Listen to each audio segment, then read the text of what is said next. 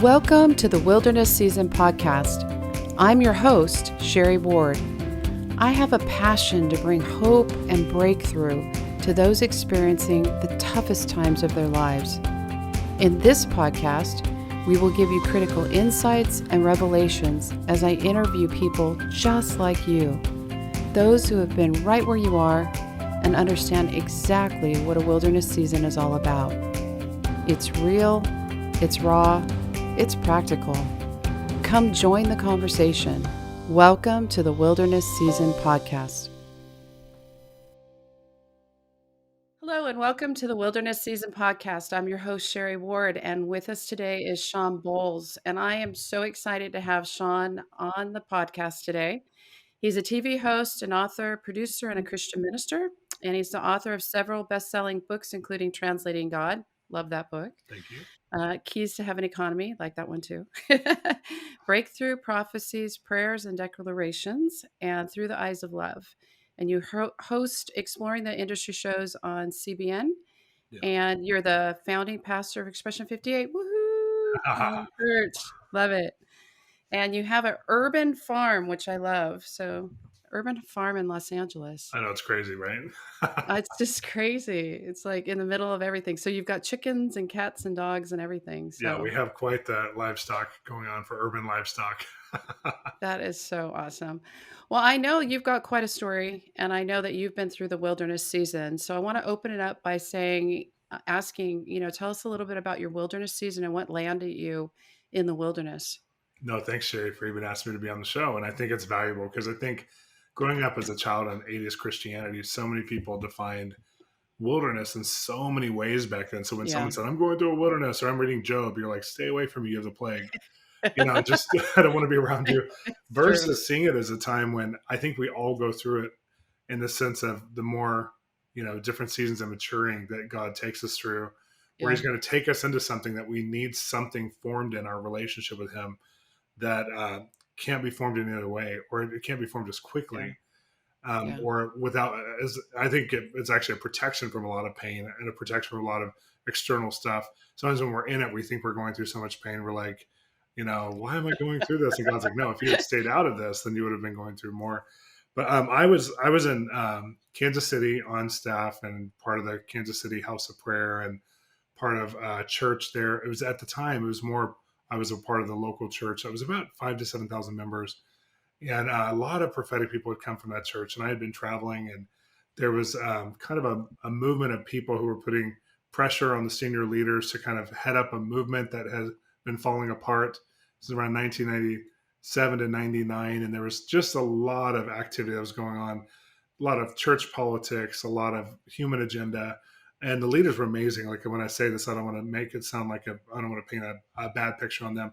But I was learning a lot because human dynamics were in full effect, in the midst of what was going on. And people were vying for their agenda of what they thought this church should form into. And they hadn't seen in their minds or in their imagination what a house of prayer could be. And that's what Mike Bickle was dreaming of, who was leading that.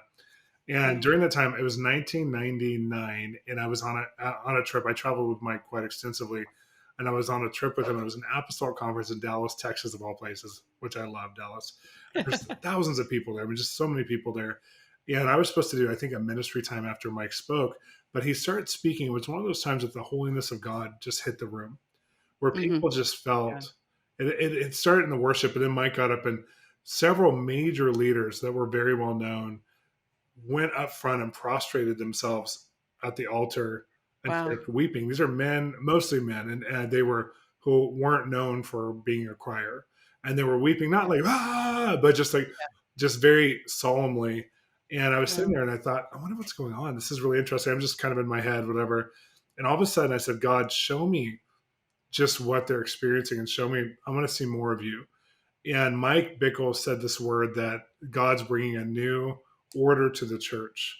And it's going to come from the inside out, not from the outside in. And when he said that, something inside of me just broke like a dam. And I'm not a crier. I'm a kind of an athlete, sports guy background. My dad was a colonel in the Air Force. I'm not a crier, but I cried for a long time.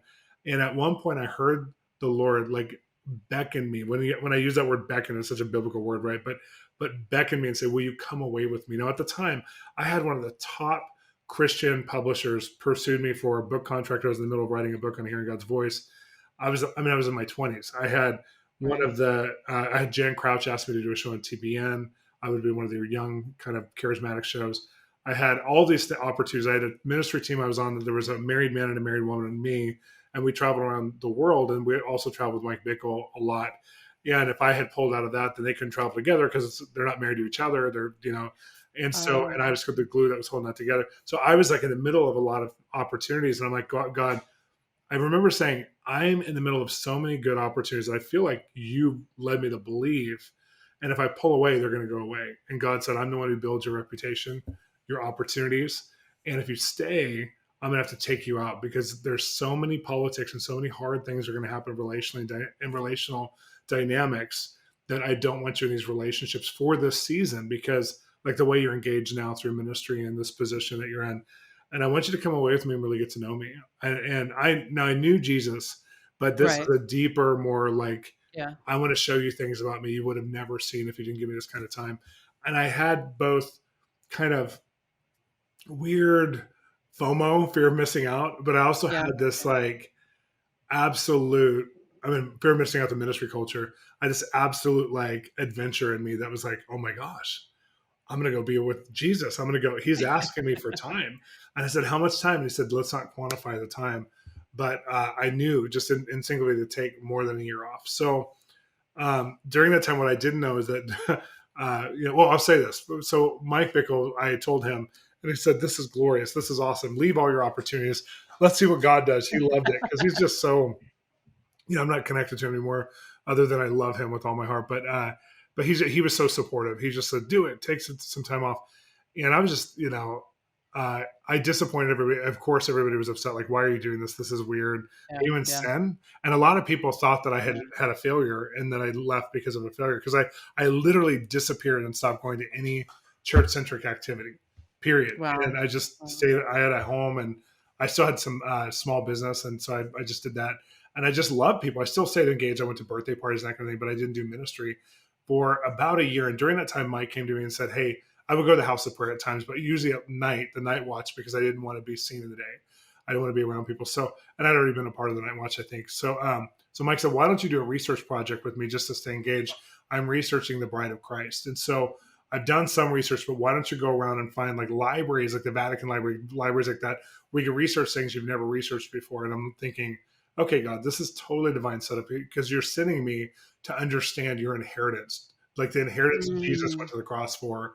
And you're sending me to, I had to study saints and mystics and desert fathers for Mike that I would have never really studied. I was curious about, but I would have never studied and compiled. I mean, I had stacks, just stacks of, because you'd yeah. have to take copies at the time because libraries wouldn't even lend you the books. They were so rare, stacks, anything about the bride of Christ or Jesus' inheritance or people who had a genuine encounter with heaven or with Hmm. God. That wasn't just, the evangelicalism and especially modern Christianity, every time somebody had an encounter with God, we had to quantify how many people got saved from it. But they didn't have that pressure in those days. So not all the Oh, yeah. visitations were about evangelism.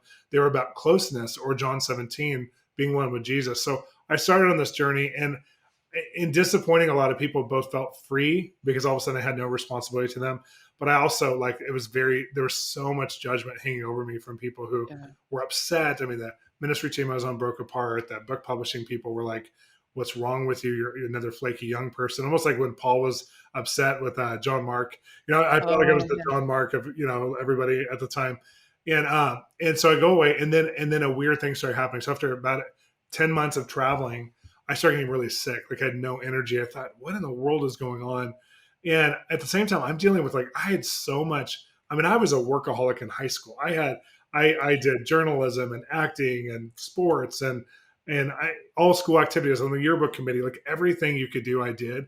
I mean, and then Yeah. even when I went on homeschool, I was a youth pastor, 35 hours a week, janitor 5 to 7 hours a week, and still did school. I mean, like I was 17 and 18 as a youth pastor. So like I was a busy person and I had a Messiah Yeah. complex. I thought I had to save the world. So when God started to deal with that, when I started to have inactive time, where the time wasn't about doing something Hmm. for him, and I Hmm. had to learn who he was. I had to learn like I need to do something with you, not for you.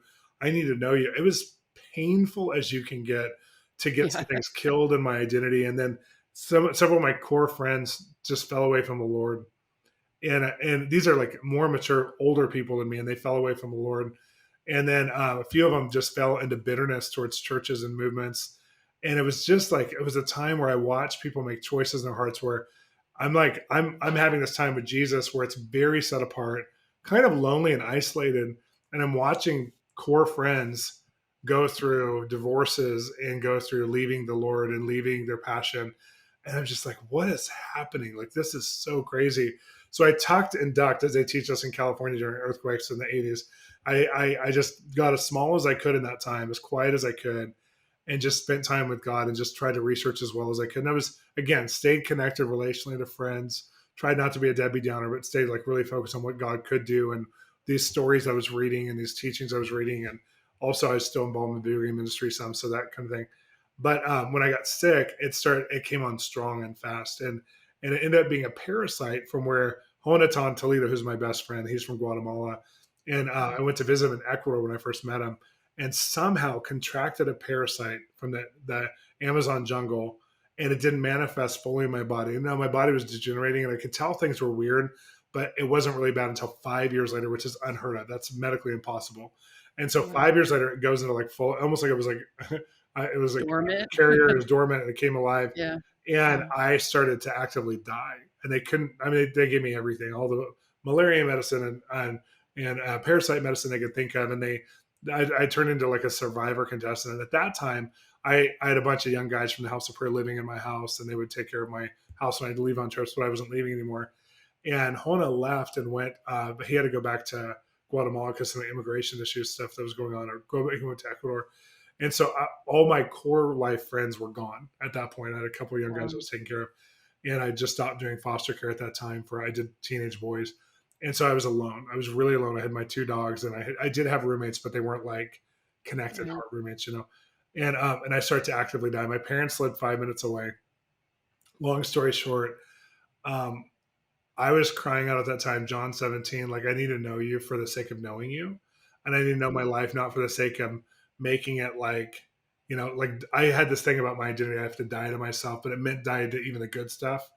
And I didn't understand, like, it was very, very religious in a way that was very hyper mature religious, because I didn't know I was at all. And it was over things that not everybody's religious over, even as far as, I can't have money, because if I have money, then I'm not living that. I'm going to the poor, and it's not fair to them that I have money and resources. So I'm going to give everything. And I wasn't accumulating. I had like a weird vow of poverty I had taken being around that ministry camp that I didn't even know I took. And so God was, it was a financial identity, a health identity. I went from 19-inch arms bodybuilder to 0, to like stripped down to a survivor contestant. Then the doctors gave me chemo, it was experimental chemo towards the end of this. And then they said, you're now actively dying, and everyone on this chemo is dying or dead. And so you're now actively dying. And I remember being at the end of this time, like it was 2000. It was October through December of 2000 was the worst part of my wilderness, where I just felt betrayed by the ministry peer group I was in, because they all were so messy now. They weren't healthy in their families and their marriages and their lives. A lot of them weren't walking with God. There was, and when I say it's a gross exaggeration to say it was all, but it felt like core people who I really loved. And then I also had disappointment in the fact that I had been so works driven, and I was like, what is my life value? How can I turn this thing around? And I was also going through just so much of like, and I went through some betrayals in that time too, that were really weird betrayals that kind of came back around from a few years before that. And just, one was a potential lawsuit that came. It was just bizarre stuff. And so during those last 3 months, I got my house in order as if I was going to die. I didn't tell my parents, because I felt like, or anybody else, I didn't feel like I was supposed to tell anybody except my doctor, and a few pastors knew. I felt like I was supposed to live my last days so nobody would give me too much attention. Like, this thing wouldn't cause, because I could still function to some degree. So people can come over, I could hang out with them. Couldn't move around, but I could still function. But felt like I wasn't supposed to have sympathy or pity for it. But I got prayer, but I didn't have sympathy or pity. So people didn't know how bad it was. And in that time, I said, God, you already have my life, and now you have it physically, because if you don't heal me, I'm going to heaven and I'll be with you. But I feel like you've led me on this part of my journey to know you. And I feel like the temptation is just to lay in my sick bed and die. But I feel like there's this part of me that's like, I can't be this, both internally of who I've been up until now and the physical form now who I am. I can't be this and walk into the promises you've led me to believe, to love and show your love on the earth. And I wasn't fully showing your love before. I was in ministry performance. I don't remember the trips I've been on. I was on thousands of trips in the 90s, just I was gone 300 days a year. And I couldn't remember a thing. It was like, there's nothing of value or substance in that time other than the fact that I said yes to love you and love other people. But a lot of what I did wasn't out of that love. And here I am. I'm willing to take it one day at a time. This is the day you made, and just give you my time. And I learned how to be present, and I learned how to be connected. And it was hard. It was sad at times. I mean, it was sad to go through stuff that even generational stuff, like the ways my parents had conflict, ways my parents made choices in their heart with boundaries or with finances. And I would like to start taking some more financial management. I had a guy mentor me in that time too. And it was like all this stuff that was like core life issues that were hard. I remember feeling like, man, when it rains, it pours in God, and then it really pours.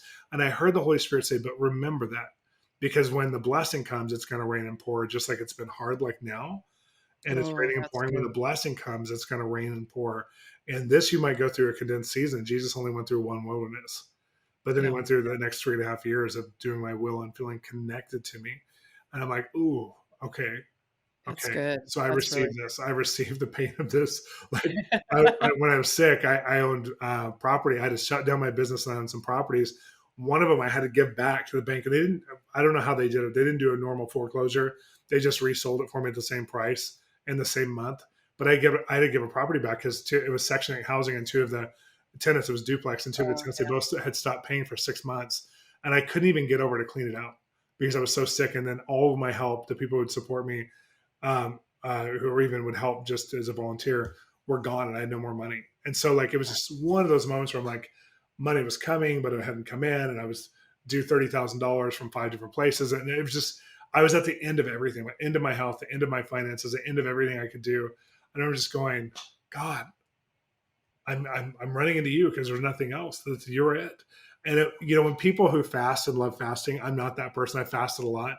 Every time I fast, I don't hear from God. It's not great. It's not glorious until afterwards. So I just knew, like, okay, this wilderness season sucks.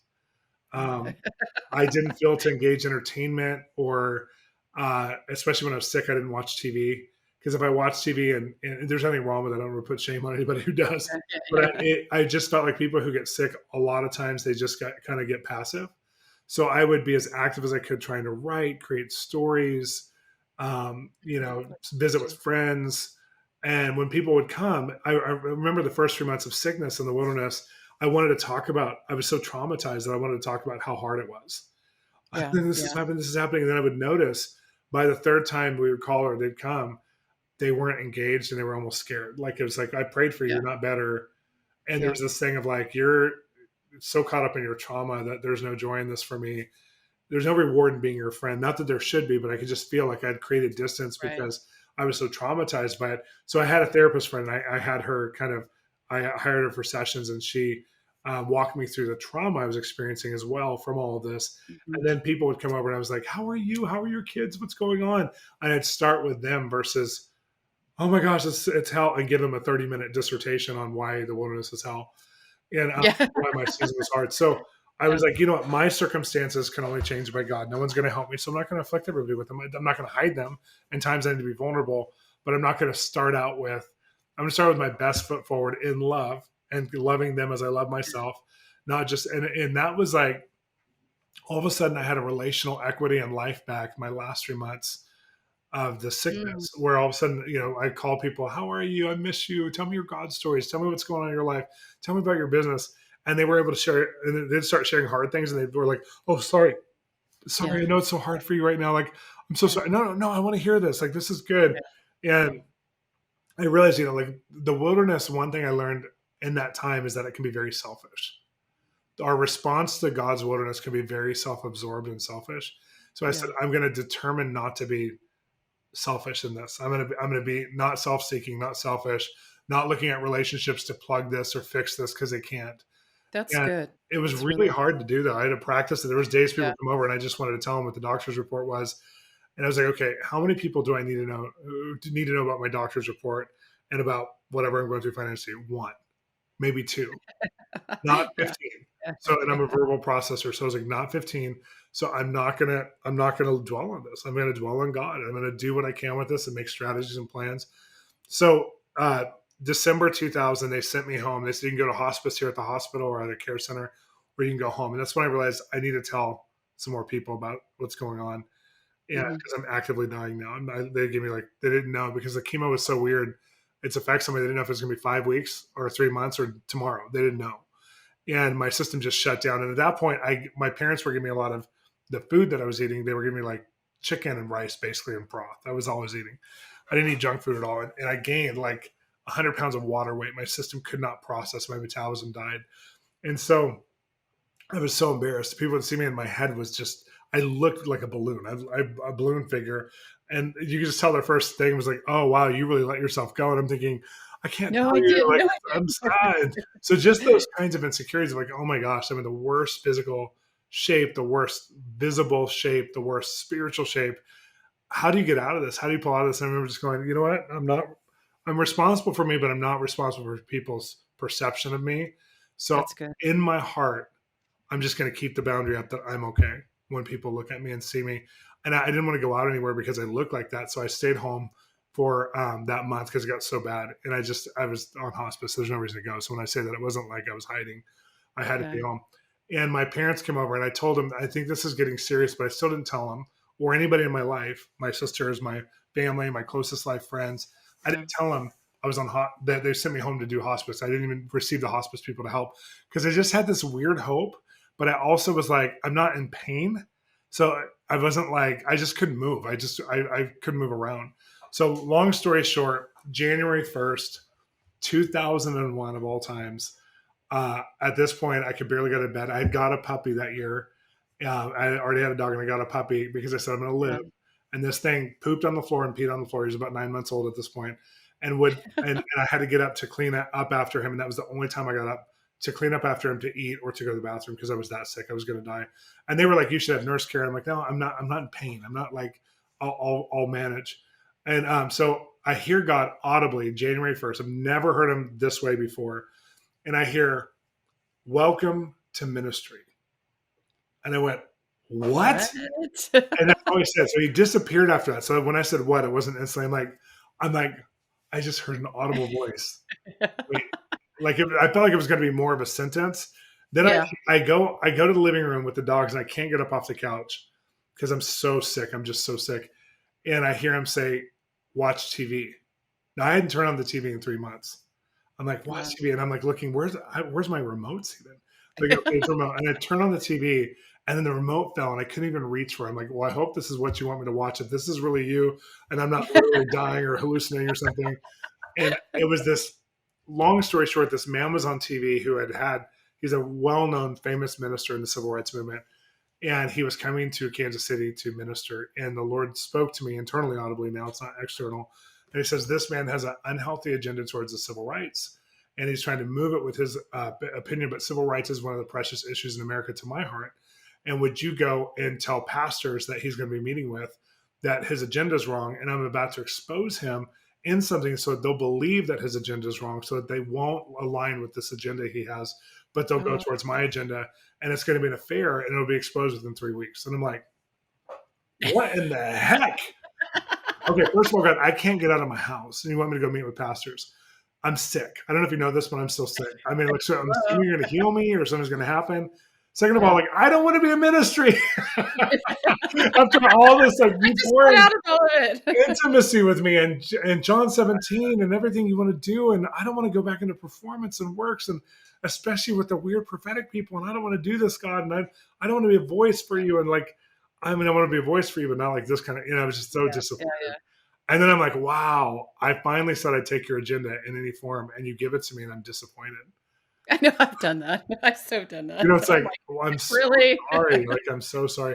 So long story short, a woman who worked in the transformation ministry in Kansas City called me and said, hey, there's a citywide ministry. And she said, hey, we're having a civil rights meeting with black and white pastors. The other pastors are welcome too, but she was black and white issue. And it's really important. Could you come? And I said, absolutely. She goes, I'll have you just pray at the end. I said, great. She had no idea. I mean, I looked like death. She had Oh, seen me and wow. talked. I get there, Yeah. people are looking at me. One of our pastors was there. And he's like, what, are you okay? Like, he's like trying to help me because he knows I'm really sick. And I share the Wow. prophetic word with them at the very end. They said, hey, Shawn has a ability to hear from God. He loves Jesus. I feel like he has something for our city. Shawn, share it. And I share it with excitement that God loves civil rights here. He wants to do something so strategic, but this isn't it. And the African-American leaders, the black leaders, were so mad because two of them were really good friends with Jesse. Jackson was the man it was. I'll just say Jesse Jackson. And they were really good friends with him. I said, I'm not villainizing this man. I'm saying he has an ungodly agenda right now. Not always. This isn't nullify his contribution to the world, but right now, this isn't healthy. And it turned into a war in the room, and I had to leave. So then a week after that, which was the 3 weeks, they were meeting again in a smaller group, and they were trying to reconcile what happened and try and just come up with the right agenda, because they had a point that they were making, and I screwed it all up. And while they were in there, there's only like 8 or 9 of them this time, and there's black and white leaders together, and it's very private this time because the last time didn't work out. And this black woman, she works at the church, Wheels, that they're meeting at, Wheels a video screen in there, and they're reporting Jesse Jackson's affair with this girl, and he was canceling a schedule to come to Kansas City, which was going to be that week. And so they all of a sudden literally called me in the meeting and go, what did God say he loves about the civil rights again in Kansas City? And I was able to share with them, and they were so impacted from that it was like, I was like, now this is interesting. Like, I sat back and I was like, this is interesting, because this isn't like praying for lines of people and doing all kinds of weird stuff. This is just me at home, connected to you, loving you, feeling your love over our city for agendas that I would have never been in touch with, and participating in a way that I'm the least likely to participate. I like this. I like being your friend. I like saying yes to you. And I hope it's not like this all the time. Please don't make it like this all the time. So I had a number of things happen, a business opportunity happen right then too, and a number of things happened. But I was on this track where it was almost like I had 1 foot in the grave and 1 foot not. I mean, I was so close that I could feel like heaven right here, like really close, because I was physically sick. But it wasn't a comforting feeling. It wasn't like people are like, "Ooh, I want to see heaven. It's so good." But I had prayed after reading all the saints and mystics, God, I want to see you the way you could be seen. And so right the week before I was healed, and I was healed, I had an open vision of heaven. And when I saw heaven, I thought he was inviting me. I was like, yay, like I'm here. Like I thought I was dying. I thought I was actively dying. Yeah. And he showed me just how much he loved the world. Just the Father showed me how much he loved the world. And when he did, it broke the last of the wilderness residue off me, and the sickness started to come out of me. I could feel it on a cellular level come out of me. It wasn't totally healed at that moment. It wasn't healed until the week after, and then it took a process. For the effects of the medicine, it took a process of over a year. But the parasite was dead that day, and it was so wild because it had been living in me, and it was so. And when I saw heaven, I was like, "Wait, you want me to come back to the world that you love, like, or I can stay here?" And it was almost like there's no really choice to stay here because I love you so much. I want to go back. And I was like, but if I go back, what am I going to do? Like, I don't want to do anything I used to do. I don't want to have that book contract. I don't want to have that TV show. I don't want to be in the Christian world that way. I don't want to be in that movement. I don't want to be, like, I was like, what am I going to do? Well, and I just felt like he said, surrender. Just surrender what you want to do. And you're going to do a lot, like Peter, you're going to do a lot of things you don't want to do. Because you're going to feed my sheep. You're going to love me. I'm restoring you to the place that you were meant for, but you weren't gearing yourself this way. So it's such an awkward transition for you. And so I want you to do what I want you to do. And I want you to learn how to say no to what you want to do a lot as you say yes to me. But I want you to know yourself so you're not being unhealthy in it. So I'm like, oh, so I the words like self-awareness and being present, these kinds of words were not popular anywhere in the movements I was at all, but those were the words he was using with me. And I could only find them in psychology. So I started studying psychology on the side, not like professionally through college, but just studying everything I read about it. And I started to learn about like these, what I didn't grow up with, the models of personhood and loving yourself and then loving your neighbor as yourself, loving God first, but learning your own value. And for the next 2.5 years, even though I was healed a week later, it was radical healing. The next 2.5 years, I felt like I had 1 foot in the grave and 1 foot on earth. And I wanted to be more in the grave. Yeah, yeah. And I was like, I sure would like to live, God, to the point where I met Heidi Baker. If your listeners know Heidi Baker, I met Heidi Baker in 2002. Now, here's the story: is that I had seen at this point that vision of heaven. I kept looking. I was like, I could look back at that vision of heaven, and it would like come again. And I don't know how to explain that, but it was so euphoric and so beautiful, and he was so beautiful that I didn't want anything else. And so at one point, we had missionaries that we supported that were like going to the Middle East. And one of them, his name is Marcelo. He came back, and everyone he had just evangelized got killed in Iran. So I said, I'm going with you. So I set up this whole trip to go to Iraq and Iran. And then I went to a conference where I was going to meet Heidi Baker in Canada. And I was going to speak there with her. And she came over and hugged me and was like, I'm so glad to meet you. I'll see you in a minute. So I go upstairs, and this prophet guy named Bobby Connor, who many of your listeners might have heard of, walks by me, and I'm with four of my guys. At this point, Hona's back with me. I'm with four of my guys who came with me from Kansas City to be at this conference.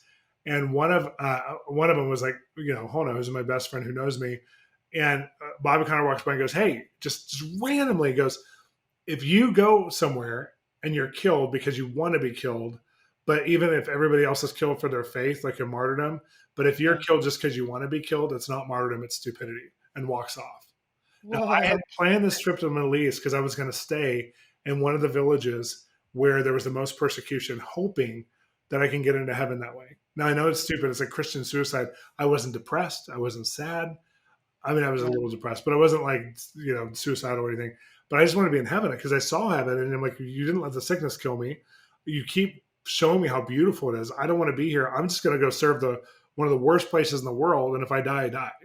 So it wasn't like I was intentionally going to but I knew there's a good chance that I could die. And we had a missionary friend who was from South America who just died where we were going.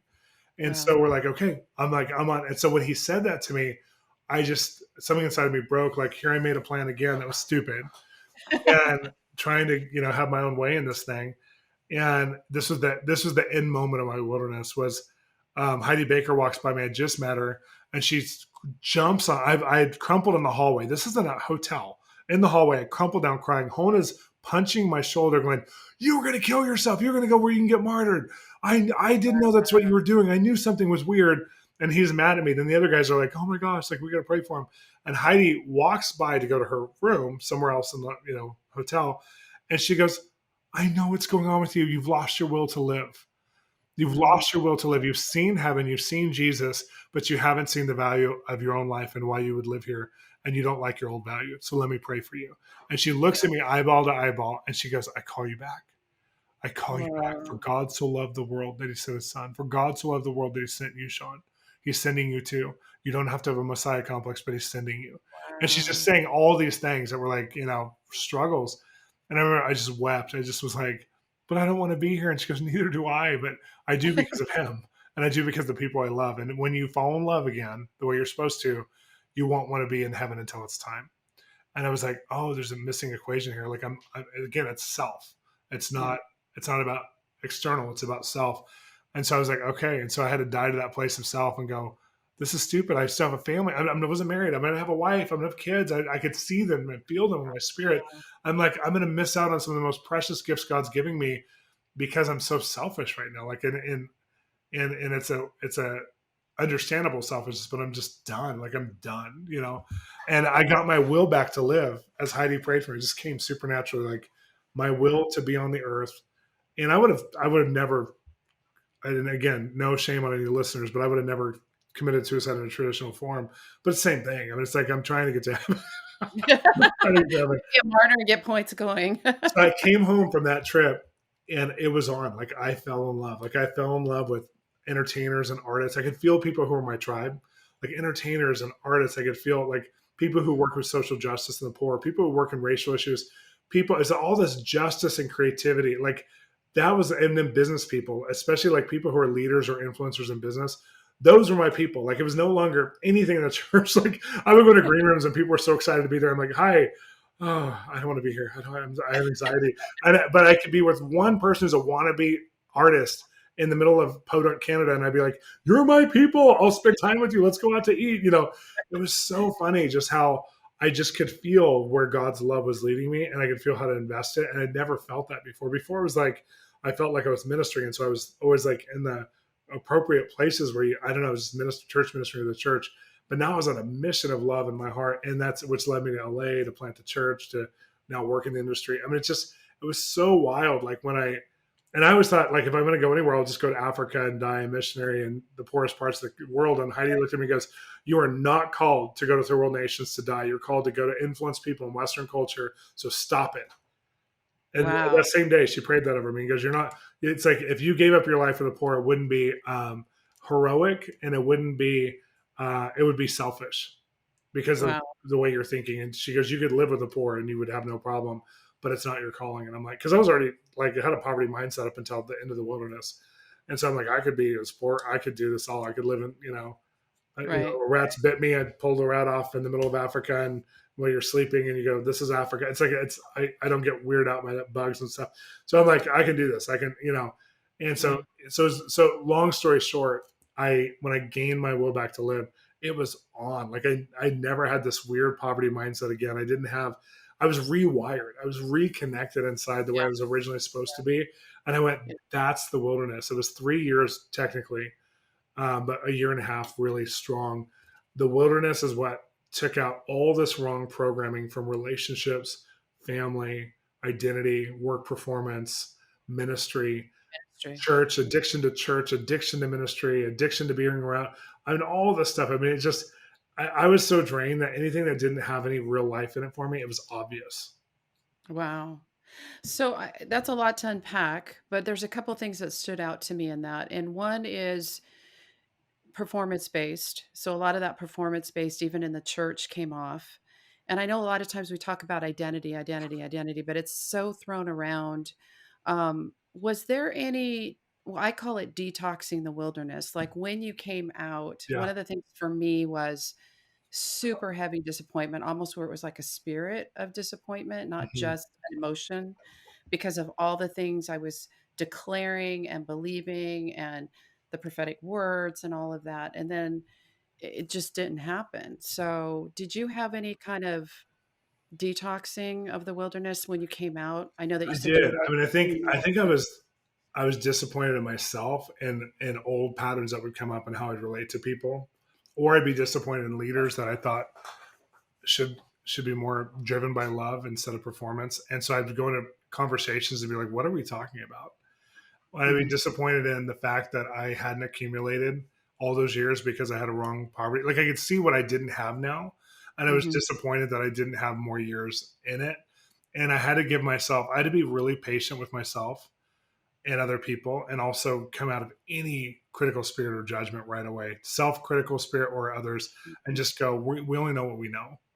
And today I have more knowledge than I've ever had and more connection to God than I've ever had. I'm just gonna move forward to that. But yeah, I felt behind in a lot of areas. I felt almost like somebody else who's hanging around with all people with master's degrees, and you have like a high school education, and you're like, I don't know how to I don't know how to do that. Like, why am I so behind in certain areas Mhm. that should be normal for me? And I feel like that was really disappointing, and I had to detox some of that. And then I had a low grade um, isolation thing that was going on that for a long time that I had a detox where I just found too much comfort in being alone, and I had to Mm. detox that as Oh, well. I was really good in social circles, but I wanted to be alone, and mhm. I wanted to run out of rooms like when I had too much attention on me or whatever. I just wanted to leave, and so, but it wasn't like Jesus who wanted to be in quiet places. It was like me out of anxiety. So I Right. had to detox that too. And how did you navigate the church wounds? Because I know a lot of people have a lot of church wounds and then don't even go back. But it seems like you've got a really healthy love for the church, but Yeah. then you've been through so much being kind of in the backstage tour of ministry and stuff. How did you navigate coming out of that without church wounds? I think when you look at Acts or you look at the disciples, they were super dysfunctional. Like they just had dysfunctional moments, and they were vying for position. They were controlling at times. They were, they said, harsh things to each other, to Jesus. That and I go, okay, so the reality is people are people. And so I think when I Mhm, accepted the fact that there's people, I mean, some people, pastors who don't have a good conflict model, and relationships, and then they become pastors and they become conflict avoiders. And so certain things don't ever happen in the church that needs to happen. And it causes division and it causes church breakdowns 2 years later or 5 years later. Like I Yeah. would watch the patterns of what was happening and have compassion versus judgment. And even most of the people who hurt me because they were hurt people. Mm-hmm. And so hurt people hurt people. And so I was like, I Yeah. want to become as healthy as I can and get as much emotional health so I don't do this. Oh, that's good. And then the number one question I always get is, what's the promised land like? Because I feel like you've Oh, kind of I love it. crossed Well, over. I'm doing I'm actually like a couple minutes late for my part of my promise. I mean, I'm doing part of my calling is to create conversation and narrative around what God is doing and who He is and our generation, and see like His transformative power isn't just inward, but it also changes structures and lands and governments and peoples and lives. So to be able to host that conversation through podcasts and television shows and media online and do some, journalism, and I'm no longer in a conference church role at all. Like I don't do any conference or church meetings anymore after COVID. And I get to do the things that I feel really called to. And we live in a part of LA that I love to live at with my family, my wife and my daughters, or my promised land. Like I have this incredible relationship where a lot of the ego or the midlife crisis already happened. So when I got married, I didn't need a ministry for success or fulfillment. I wanted a ministry to serve my love in God. So I didn't put it in front of my marriage or my kids. But I wanted, like my kids would have got me at a terrible stage when I was in my 20s, but they get me now and I love who I am now. So I love being a dad. I love being their dad. I love being with them. So the promise land to me is like, you like yourself, and then you don't necessarily like everything you have to do, but you like the people you get to do it with.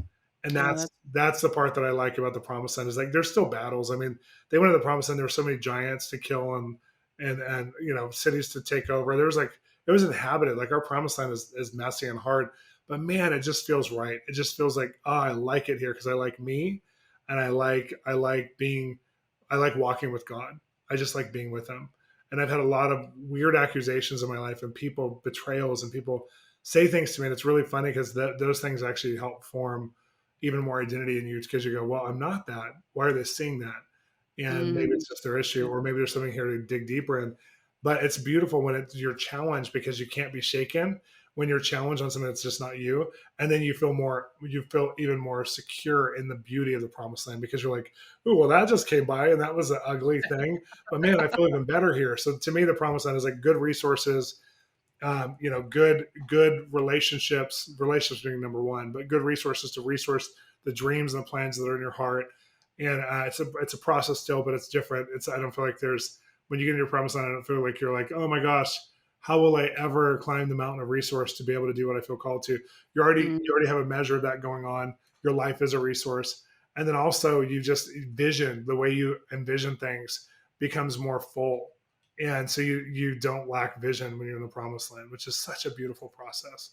That's awesome. And so how would people get a hold of you if they want to reach you? Well, we have our bolzministries.com, which is our website. And we also have the Bolz app. We release blogs and mentoring videos. We have Your Perfect Journey on YouTube. And if you go onto the app itself, you'll actually get everything, because you'll get articles and mentoring posts and videos. And you also get our mentoring platform information, which we have a monthly subscription mentoring platform, which is phenomenal. Just thousands of people on there. And we do weekly videos. We also do a live question and answer time for everyone on the platform. And we host weekly events, usually on the fourth Friday of every month, with different speakers who share just to our platform. And then you could also just, if you want to go to one of them, you go to, but we do it for our platform. And we're just taking people on a journey of like growing deeper in the things of the Spirit, especially hearing God's voice in every walk of life. And it's been really exciting. So also I'm on Amazon and all the places you can buy books, and TBN for our TV shows. We have several, and people can come find me. That's awesome. Well, thank you so much for being on the podcast today. Thank you so much, Sherry. I appreciate your voice.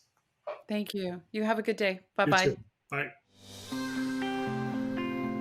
Thank you for listening to the Wilderness Season podcast. If you need help navigating through your own wilderness season, pick up a copy of my book, A Journey Out of the Wilderness, available on Amazon. Also, continue the conversation online with us by going to our Wilderness Season Facebook page. For resources and events, you can go to www.sherrylynnward.com. If you have enjoyed this show, please subscribe and review our podcast. Just remember, you're not alone.